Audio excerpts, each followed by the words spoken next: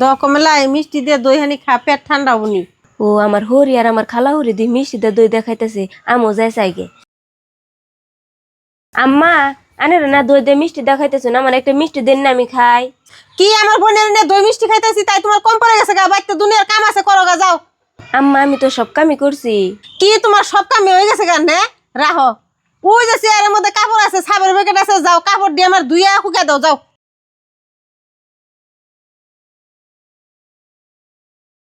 কে রে বৌদি, বোর কাপড় ধুইবেন নিকে নিয়ে গেতেছে, কাপড় দিয়ে তো সাপ শেষ করে লাইবো। বউ খারাপ। কি কন আম্মা?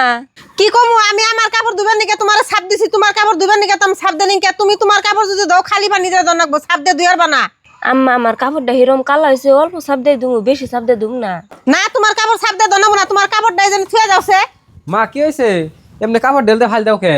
এখন তো আমার জামাইছে, আমার জামাই ঠেন বিচারটা দিই, তাই আমার কাপড়টা আমি সাপ দিয়ে দেহারুম, আর তার মারে কিছু কব নি।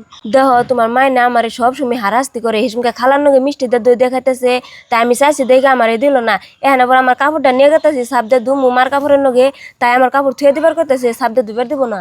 এ পুলাই বাইতেছে আর পুলা ঠান বিছাই দিতেছে, তাই আমি পুলা দেখে ডরাই নে। দোস্তুর মতন যাও আর আমার কাপড় চুপড় দিয়ে ধুইয়া শুকাই দাও যাও। সেমিনা শুনো। সারা কে সেমিনা? তুমি এমনি করে কথা কও কে? এমনি করে কথা কম না, কেমনে করে কথা কম? তুমি যাই আর আমার হাত ধরছো, তোমার মাইঠে থেকে কি অনুমতি নিয়ে আইছো? তুমি তো আবার তোমার মাই বাবার হুকুম ছাড়া মুত পারো যাই হারো না। আজকে যে তোমার মা মানুষকে কেমন করলো, তুমি তো কিছুই কই হেলা না। আমি মানুষটা তোমার বিচার দিলাম, তাও তুমি কিছু কইলা না।